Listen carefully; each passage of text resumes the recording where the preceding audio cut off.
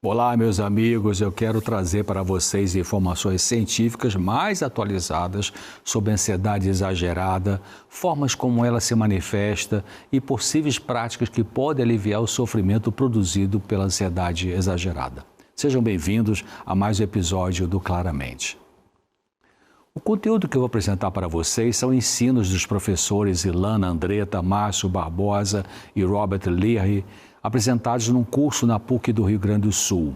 Acrescentarei também alguns comentários meus e de outros autores. Quando uma pessoa sente que eventos que vêm na vida sobre elas parecem incontroláveis e imprevisíveis, surge a ansiedade. Isso produz sintomas físicos também, como dor no corpo, aumento da pressão arterial, aumento ou diminuição do apetite e outras reações corporais. A ansiedade, então, é uma resposta emocional diante do medo e daquilo que ameaça o indivíduo. Pode ser normal quando a ameaça é verdadeira, por exemplo, quando estão demitindo funcionário da empresa onde a pessoa trabalha ou quando está acontecendo problemas graves na família, como alcoolismo ou dependência de outras drogas num membro dessa família. Mas a ansiedade pode ser exagerada quando a frequência em que ela surge e a intensidade dela e os prejuízos que ela produz são grandes. E tem pessoas que sofrem mais de ansiedade por já terem outras doenças como gastrite, síndrome do colo irritável, doenças autoimunes e outras. A ansiedade excessiva atinge vários níveis em nosso corpo e mente. Nas emoções, ela produz nervosismo, medo, tensão, irritação, impaciência. Em nosso comportamento, ela produz fuga, agitação, evitação, busca de segurança. E em nosso corpo, ela pode produzir tontura, fraqueza, aceleração dos batimentos cardíacos, falta de ar, entre outros sintomas.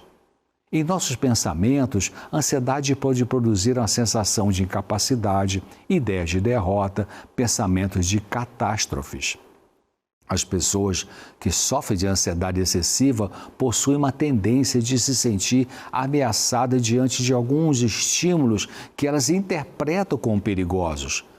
Elas, em geral, interpretam sinais e eventos como perigosos. Por exemplo, se por alguma causa normal o seu coração está batendo mais rápido, essa pessoa percebe isso e seus pensamentos, nos pensamentos surgem ideias catastróficas, tipo, vou morrer de um ataque cardíaco, quando na realidade não existe esse risco naquele momento.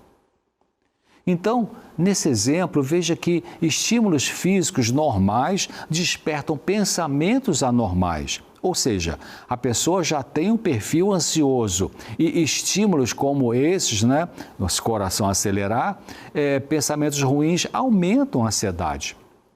As crenças psicológicas dessas pessoas ansiosas as fazem facilmente interpretar a realidade de forma doentia e tais crenças são bem resistentes à mudança, ou seja, elas insistem em pensar de forma negativa. Diante de qualquer situação sem perigo ou que poderia oferecer algum perigo, o ansioso já sente que precisa se proteger e se defender. Numa maioria das vezes, o que elas interpretam como inimigo é mais da imaginação do que da realidade. Muitas pessoas bem ansiosas possuem uma predisposição genética para a ansiedade. Talvez o pai, a mãe ou ambos eram muito ansiosos e isso favoreceu para que a criança nascesse com tendência para a ansiedade. Chamamos isso de ansiedade traço. E junto dessa tendência genética, a criança pode passar por experiências traumáticas ao longo da infância e adolescência, aumentando a ansiedade que poderá se manifestar na vida adulta na forma de crise de pânico, fobia, ansiedade generalizada, entre outros sofrimentos. Algumas crianças criadas em ambiente familiar disfuncional, traumático, com pais agressivos, mães autoritárias, pais violentos, divórcio dos pais, morte precoce de um deles, doença grave, se tornam inseguras e com alta sensibilidade para a ansiedade, tendo autocontrole fraco. Elas crescem com uma sensação de serem fracas mentalmente e com dificuldade de se defenderem diante de abusos. Ansiedade traço é diferente de ansiedade estado. Ansiedade estado é algo passageiro. Por exemplo, você vai se submeter a uma entrevista para um novo emprego ou vai fazer a prova do vestibular, então fica mais ansioso naquele momento ou naqueles dias. Mas quando passa o evento, a sua ansiedade volta ao normal. Isso é ansiedade estado. Agora, ansiedade traço, o nome já está dizendo, né? A pessoa tem em sua estrutura de personalidade um traço ansioso. É algo dela. Ela já é assim desde sempre. Nasceu com a predisposição para ser mais ansiosa, talvez, do que seu irmão ou sua irmã, filhos do mesmo pai e da mesma mãe.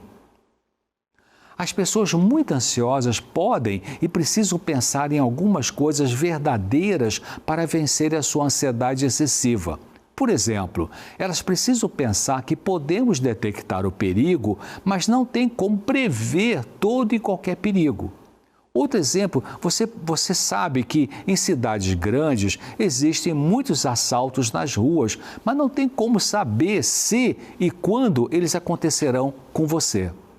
Outra coisa, temos que lidar na vida, né, a vida toda com situações de perigo, mas nem todo perigo é uma catástrofe. Por exemplo, num dia de tempestade, existe o perigo de enchente no seu bairro ou de descargas elétricas por raios, mas isso não significa que terá que acontecer uma catástrofe em sua vida por causa da chuva forte. Outro ponto a ser pensado é que não conseguimos controlar tudo em nossa vida de forma que não tenhamos nunca ansiedade excessiva.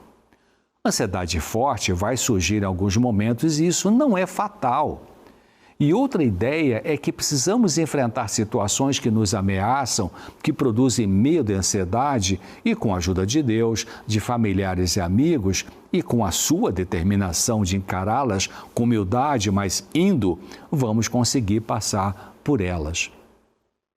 Falando um pouco sobre um dos tipos de ansiedade excessiva, que é o transtorno de ansiedade generalizada, mas deixa eu explicar um pouquinho a diferença entre doença e transtorno. Doenças têm causa física determinadas.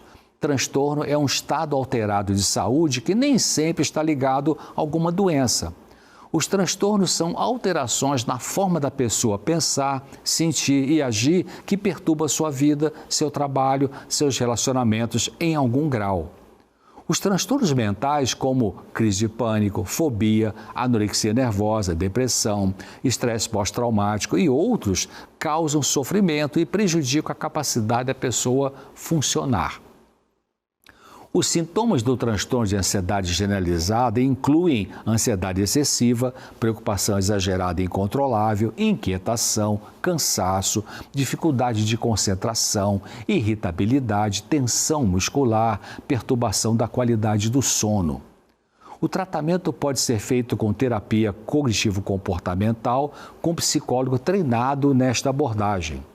A pessoa com ansiedade generalizada tem uma percepção exagerada de perigo ou ameaça e se sente sem habilidade de enfrentar o que para ela é ameaçador. Surge na consciência dela pensamentos intrusivos, que são aqueles que a pessoa não gostaria de ter, mas que vêm à mente. São pensamentos de incerteza, ameaça e medos. Ela se sente muito vulnerável e insegura. No tratamento, então, ela vai ser ajudada no nível cognitivo ao analisar com o psicólogo se as suas crenças psicológicas ou pensamentos automáticos são verdadeiros, se representam ameaças reais ou imaginárias. Esse é o trabalho da psicoeducação, onde a pessoa aprende a lidar com seus pensamentos trágicos, aprende a substituí-los por pensamentos saudáveis. Ela vai ser ajudada a enfrentar as situações de medo com exposição controlada. Também desabafa para ter diminuição da carga emocional. Além disso, o tratamento ajuda a treinar a assertividade, a controlar as preocupações e a resolução de problemas. Ela é ensinada a praticar melhor respiração, de melhor qualidade, técnicas de relaxamento muscular e meditação que diminuem a ansiedade. Meditar em textos espirituais, especialmente bíblicos, meditar em cenas de Jesus orientando, curando, ensinando as pessoas, conforme a gente vê nos relatos dos evangelhos, né? Em Mateus, Marcos, Lucas e João, auxiliam a pessoa ansiosa. Bem como a oração pensada e espontânea, abrindo o coração ao bondoso Criador do Universo, ajuda muito. Muitos indivíduos que desenvolvem ansiedade excessiva, como eu já comentei, tiveram uma infância difícil, talvez com pais que eram abusivos na forma de falar e lidar com eles, talvez tenham sido crianças que se sentiram humilhadas e rejeitadas, ou tiveram pais muito críticos e nervosos, ou pais excessivamente ansiosos que davam um modelo ruim de controle emocional para os seus filhos. Esse ambiente familiar favorece o surgimento na vida adulta de fobia social, que é um medo excessivo de ser alvo de atenção dos outros, medo de não ser capaz de fazer uma tarefa e ser ridicularizado por isso. E esse medo excessivo, chamado de fobia, produz consequências ruins, como falta à escola, queda na produtividade no trabalho, dificuldades econômicas, como não conseguir ganhar dinheiro por causa da insegurança emocional. Quanto mais uma pessoa ansiosa enfrentar as situações que produzem medo e insegurança, mais provável é que ela irá conseguir tolerar a ansiedade e administrá-la bem em vez de sucumbir a ela. Mas pode ser mais difícil se a pessoa tem outros sofrimentos junto, que chamamos de comorbidades, sem ser a ansiedade generalizada ou a fobia. Também será mais difícil para ela vencer a ansiedade excessiva se sentir só e não tiver apoio social. A pessoa com fobia social sofre uma tríade que é assim. Primeiro, ela tem uma visão de si ruim, se achando imperfeita, inadequada e rejeitada. Segundo, ela tem uma sensação de que os outros a julgam, depreciam e que são superiores a ela. E terceiro, ela olha para o futuro e sente incerteza e solidão. Um tipo de sofrimento ligado ao excesso de ansiedade é a chamada agorafobia, que geralmente surge após a pessoa ter tido vários ataques de pânico. A agorafobia é o medo de lugares e situações que possam causar pânico, impotência ou constrangimento. Isso pode acontecer com uma pessoa muito tímida. Ela pode ter medo exagerado de ser rejeitada, de receber críticas e ser humilhada. Coisas que ajudam a pessoa tímida é tirar o foco do pensamento sobre ela mesma, sobre como ela se sente naquele momento ao estar num grupo de pessoas e focalizar sua atenção em algo fora dela. Por exemplo, fixando a mente no assunto que estão falando ali naquele grupo. Em vez de ficar pensando, meu coração está acelerado, minhas mãos estão suando. Então ela luta para pensar, que interessante isso que meu colega está dizendo.